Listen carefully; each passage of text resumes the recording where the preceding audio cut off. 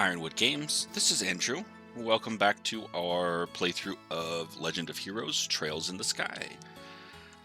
We're going to load up our save file. We're in the middle of the prologue. It's been a minute since we were on this, if I recall. I think we're about to go out to do our first kind of mission, our tutorial. I think it's the kind of capstone or the final mission of our training. So let's talk. I know, these are very important, so make sure not to lose them. Received Bracer Notebook. Bracer Notebooks serve... I gotta remember the voices I was doing. Bracer Notebooks serve as the official way to record the status of your current jobs. Also, anything you may hear or anything you may find and where. These kinds of trivial things can often become clues. No matter how insignificant something may seem, always write it down. Understood? Crap, that sounds like it's going to be a pain! Oh? Please tell me it was my ears playing tricks on me, because I swear I only got one response. Sure, I'm sure there were two. Keeping an accurate account of events is an important duty for all bracers.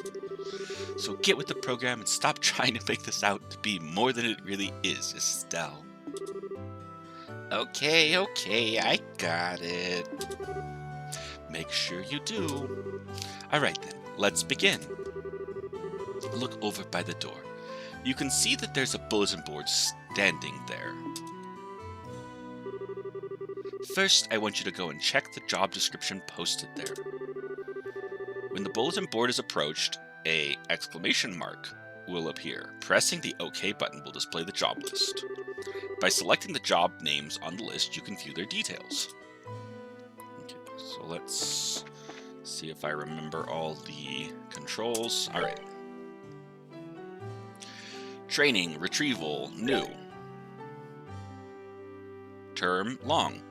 Alright, client Sherazard, 500 Mira, direct request. This training will involve searching the sewers beneath Roland and bring back the contents of a chest.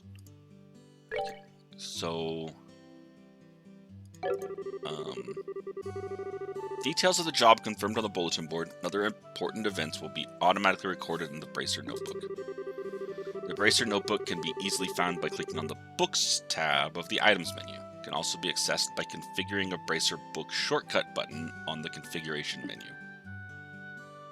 Okay. Very good. It looks like you were able to see what was posted without any trouble. Checking the bulletin board is one of the most basic functions a bracer performs on their job. Checking regularly to see whether or not there are any urgent tasks which need immediate attention is also an important duty for bracers. Man, all this talk about duty is starting to cramp my style. Sure, there are a lot of rules to follow, but there's an equal level of responsibility in the jobs themselves. I think being a bracer calls for much more than just someone with a half-hearted attitude. I guess you're right. I'll just have to be more motivated. Is that so? Had a change of heart, have you? You betcha. Well, before all that motivation sneaks off somewhere, let's get to work on your next task. What will we be doing this time? We'll be heading across the street to Mr. Melder's Orbital Factory and learning about how to use its services. He has graciously taken time out of his work schedule to explain things, so make sure to be on your best behavior. Okay. We're here at Melder's Orbital Factory. Here is where you will learn how to use an Orbital Factory's services. At an Orbital Factory, you can modify your orbments and synthesize support quartz in order to use orbital arts. Arts have a wide range of effects, and if mastered, can be extremely helpful. The bracer business is a pretty risky occupation, so the guild has had a long-standing relationship with these orbital factories. Anyway, this is about as much as I can explain. I'll leave the technical details to the expert. So, Mr. Melders, if you wouldn't mind taking over from here. No problem. Leave everything to me. So what is it you would like to learn about? Alright, so we'll learn about orbments. Orbments are mechanical devices which exhibit an array of effects through the installation of various types of quartz. By definition, that means that lights, airship engines, and so on are also types of orbments. However, the ones we will be discussing today are battle orbments, which enhance the user's physical abilities and make it possible to use magic. Since each orbment is adjusted to match the owner's personal aptitude, the structures for these devices also differ for each owner. Simply put, the shape of the fixed elemental slots and lines which connect them vary. At any rate, that's the layman's explanation. In order to install quartz, you must first have an open slot. By default, the central slot is open, but the other slots must be opened at an orbital factory like this. It'll take a fair amount of Sepith too. EP, which is needed for magic, will also see a max increase according to the number of open slots. I recommend opening them all as soon as possible. So, what is it that would you like to know about? Okay, orbital arts. Simply put, orbital arts are magic, which can be discharged exclusively through the use of battle orbments. In other words, a number of peculiar effects can be produced by using the orbital energy stored within these magical devices. Since orbital arts can be a mouthful, they are almost universally referred to as arts. Probably ought to have been called that from the get-go. There are several types of arts, but in order to be able to use them, their corresponding quartz must first be synthesized at an orbital factory.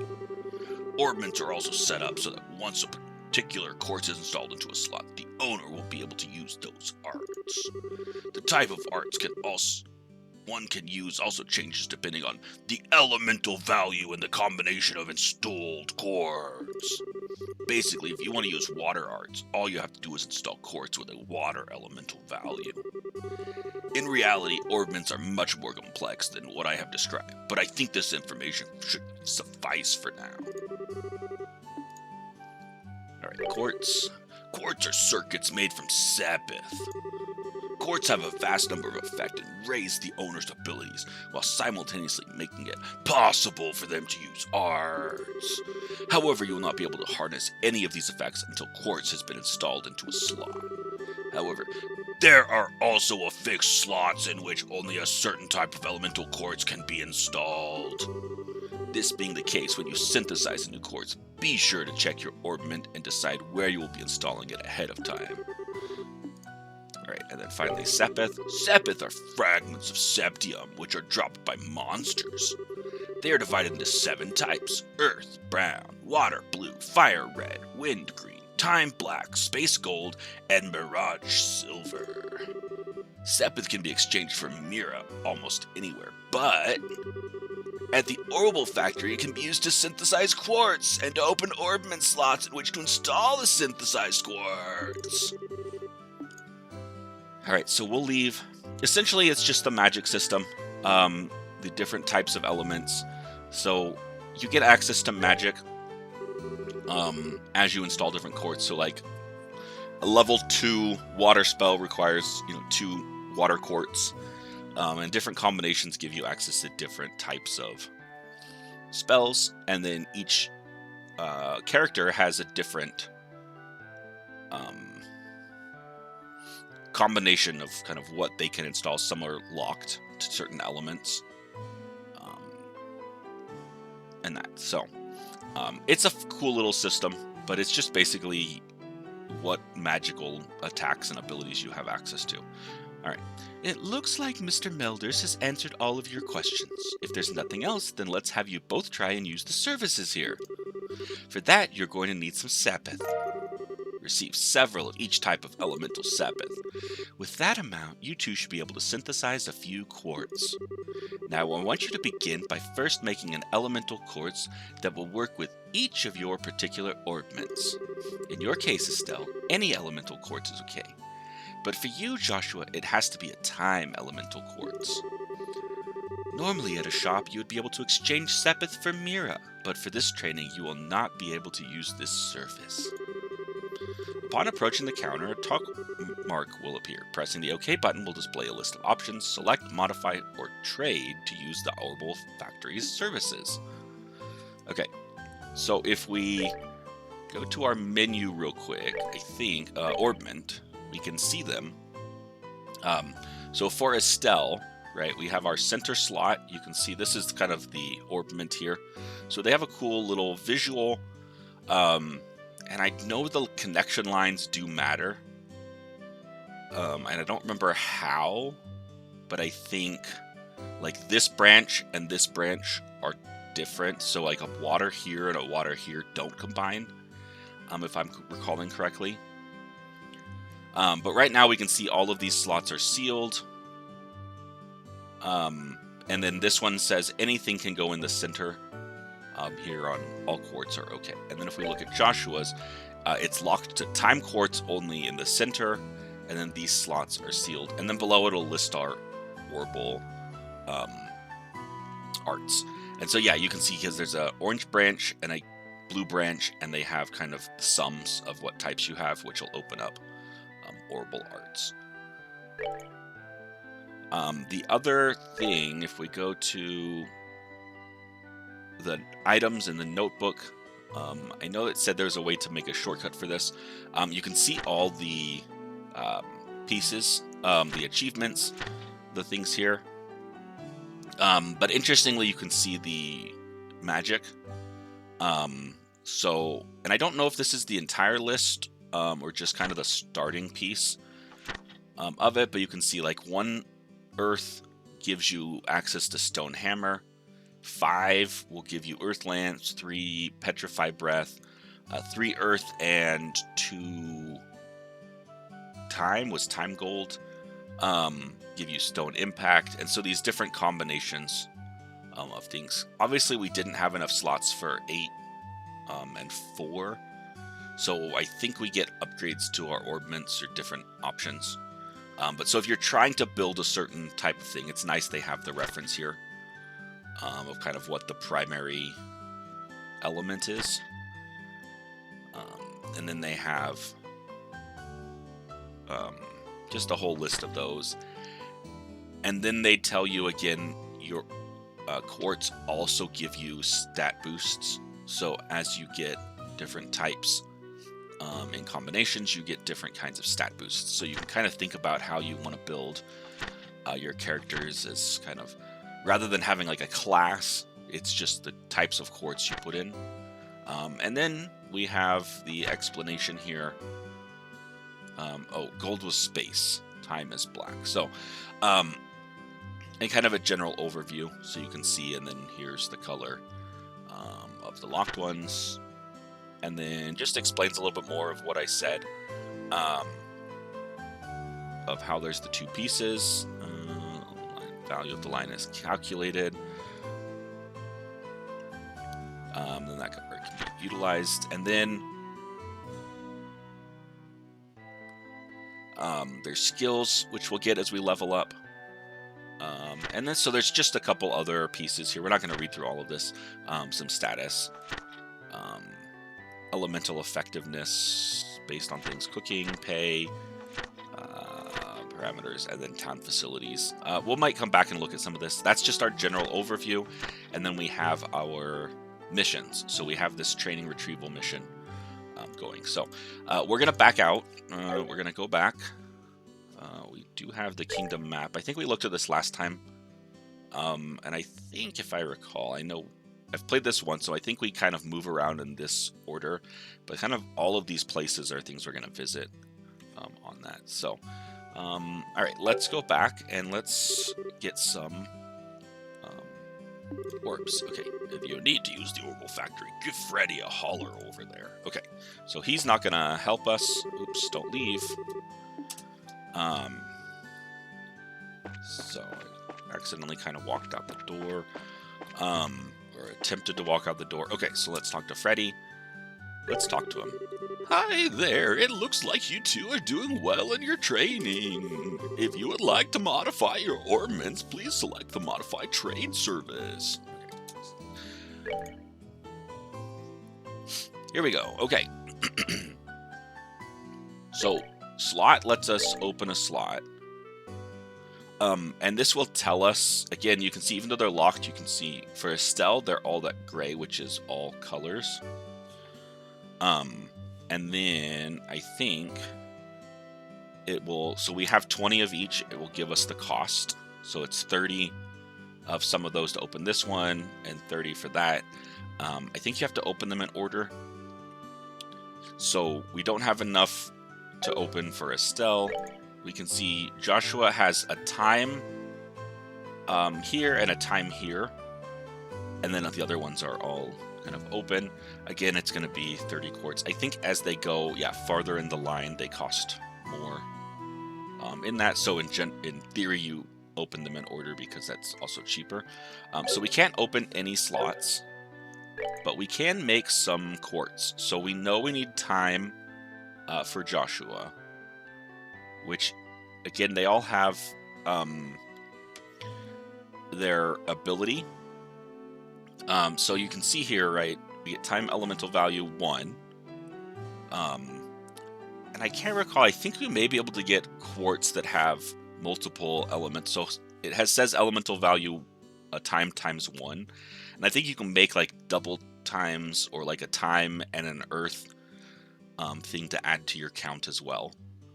But I don't recall on that. And then it'll give you speed plus 10%. So we're going to make that one because we need that for Joshua. And then the question is kind of, what do we want to do with Estelle right now? I won't give away, and I don't recall a lot, but I know we do get more characters, and so I won't give away what I believe we get on some characters.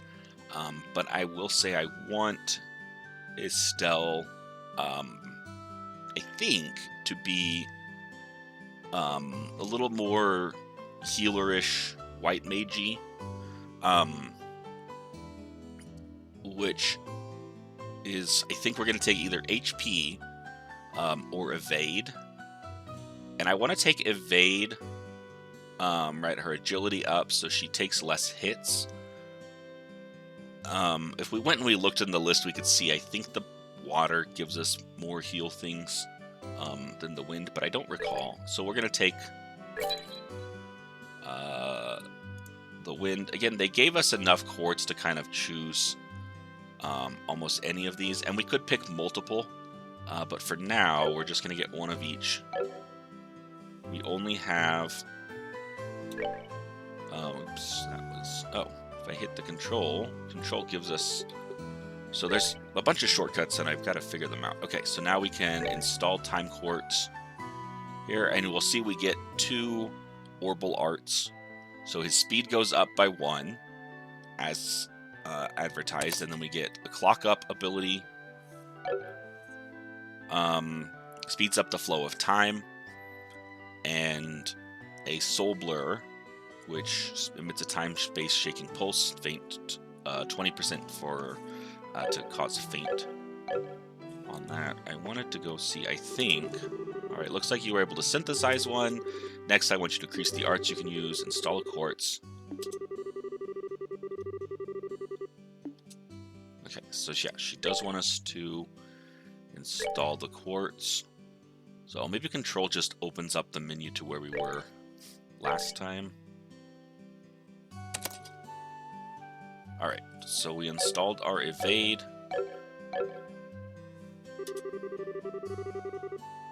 Both recovery and attack arts.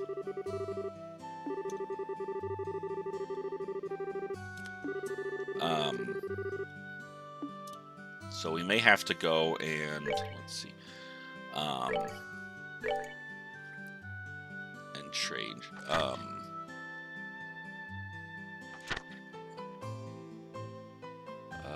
What was recovery? So Earth does a recovery, and water, oh no, does a support. So water does the recovery, so maybe we were slightly off on that. They tell you what this is, so that, yeah, wind. So, yeah, I guess they kind of force you into making Estelle a healer white mage type. I remember that being kind of the case. I thought we had a choice, and I was just going to kind of move there, in advance to kind of forego the figuring that out later of what role she needs, because some of the other characters are locked into their roles based on what their thing has. So, alright, so instead of that, we're going to give her the water. So we were 50%, right? We guessed wrong on that. But now we have Tear and Aqua Bleed. So this one is a recovery to heal, and this one is an attack to shoot water at opponents. So it is nice that you get multiple arts out of quartz and things, and so you do get a lot of arts pretty easily. It's about kind of figuring out what you want to do and redoing it. So, but you get a lot of customization on that. All right. It looks like you've got both recovery and attack arts set up. If you balance your arts out between each other like you've done here, it should make dealing with monsters much easier. Additionally, your Bracer notebooks contain information about which quartz allow you to use which arts. If you'd like to use more powerful arts, check out the arts and quartz charts in your Bracer notebooks and find something that works for you. Alright, our training here is almost finished. Last of all, I'm going to have one of you open a new slot in your orbment. The more slots you have available to you, the broader range of choices you'll have. Since EP, which is consumed by using arts, can have its max value increased by opening up slots, it would be a good idea to open them all early on. Now I want you to use this Sepith and open a slot on each of your orbments. Go ahead and decide which slot you're going to open. Okay. So now we get enough to open slots. It doesn't particularly, I think, matter which. They cost somewhat the same for both of these. She does want us to open one for each person, so I think... well, I know we're going to open one for Estelle. Let's see if we can still get one for Joshua. No, it doesn't look like we can do both. Okay, so maybe we can't. Let's go talk to her. I opened a slot.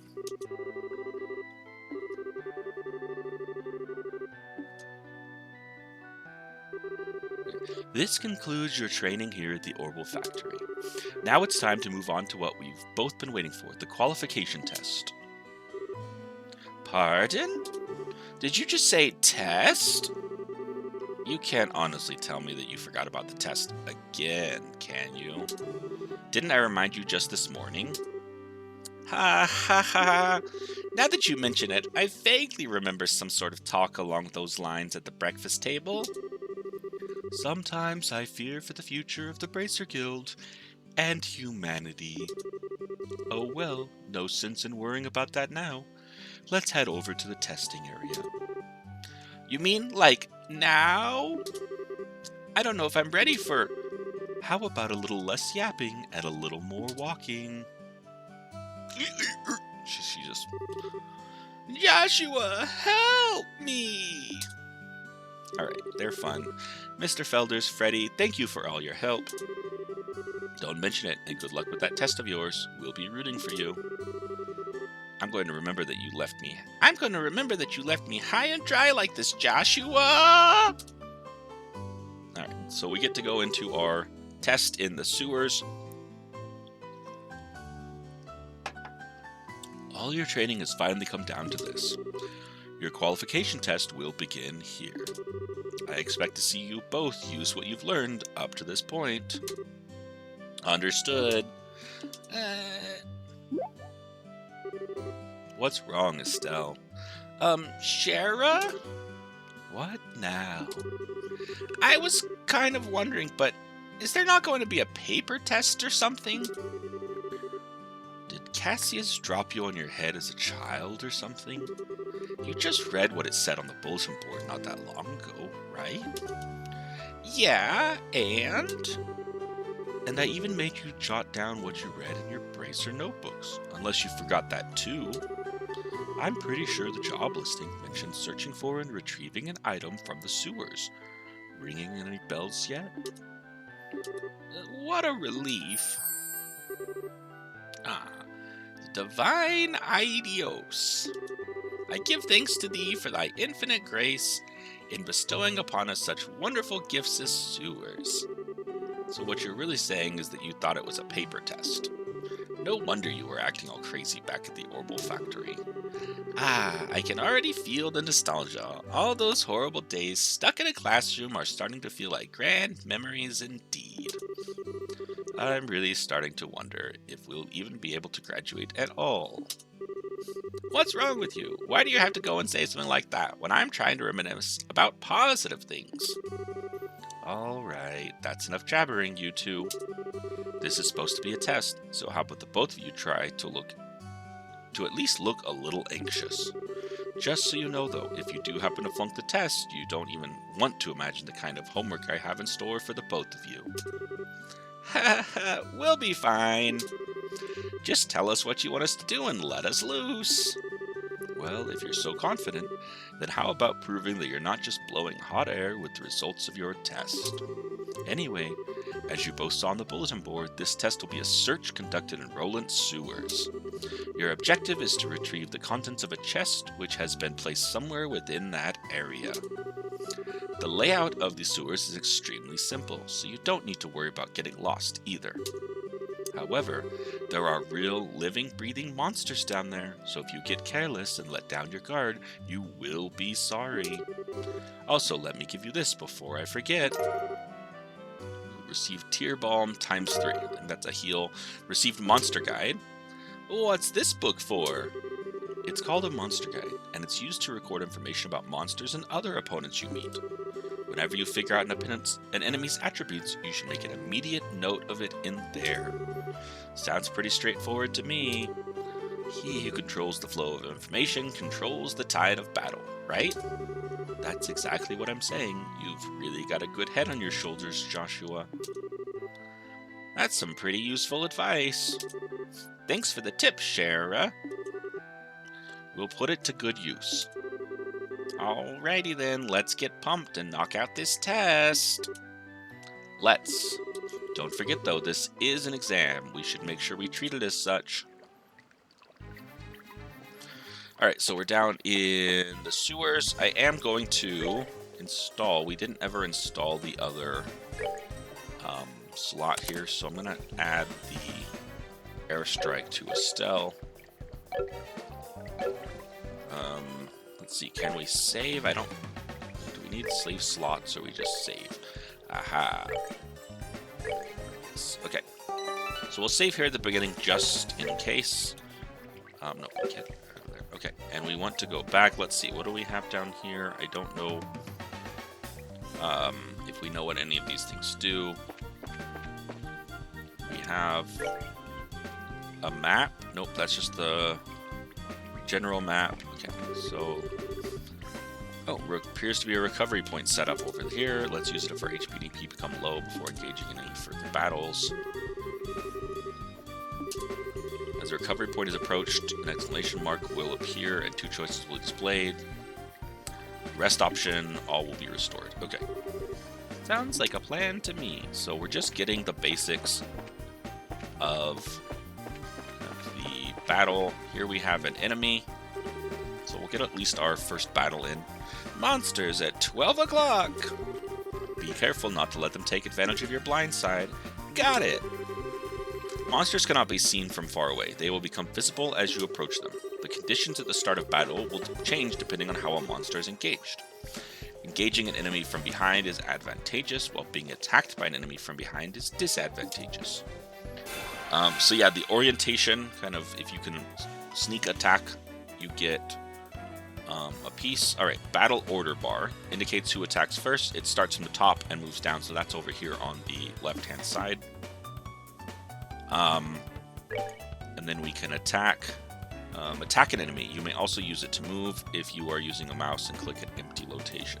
The highlighted area indicates the distance a character can move. Selecting a target in this area will move the character to attack. When an enemy is out of range, An icon will appear on your cursor. Selecting an out-of-range target will move the character as close to it as possible, but no attack will be performed. So, again, like you see, I could move all the way up there. So it's got a little battle grid. We're going to just move up and attack this guy for whack. And then same thing. We'll just finish this one off. Swash. Our enemy died, so you can see again the attack order here to plan out kind of your things. We're gonna move up here, force our enemy to move towards us if they want. Since they don't, Estelle has less move. Remember, we gave Joshua the speed.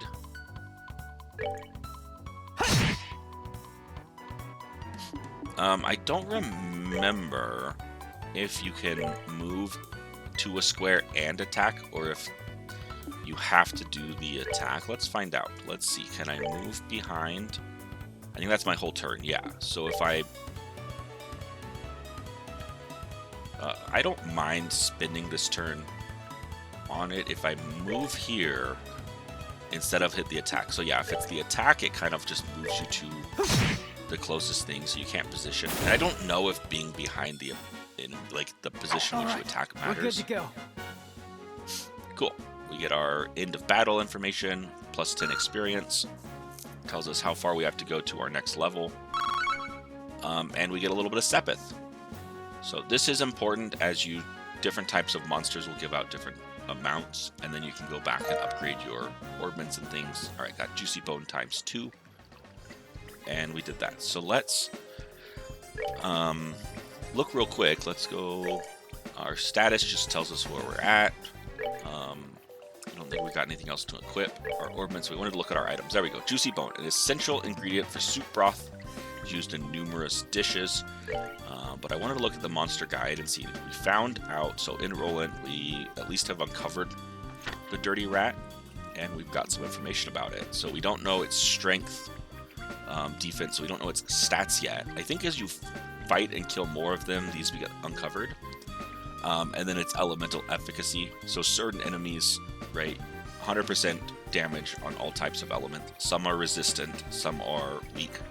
So learning those things and knowing it. And this is the Sepith they drop. So again, if you're hunting for certain types of Sepith, sometimes knowing what to go after can be very helpful.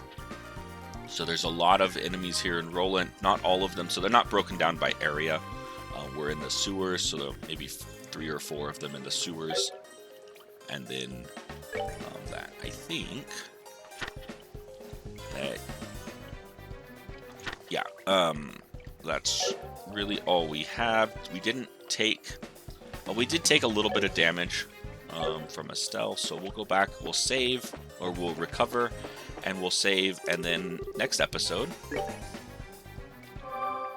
we will finish off this quest and hopefully graduate from Bracer School. So let's see, what does this button do? I think this might just bring up, yeah, the monster book. Let's see, what does this button do while we're here? This brings up, okay, our Bracer guide, and then camp. I don't know what that does, but that just brings up the menu. Alright, well, thanks for watching. We'll pick up next time. We'll finish. Oh, it's going to do this thing that it does when I'm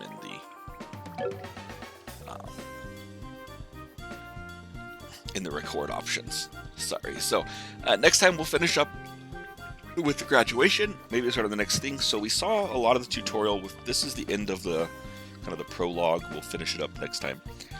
But thanks for watching. Like the video, subscribe for more, and we'll see you all next time. Bye.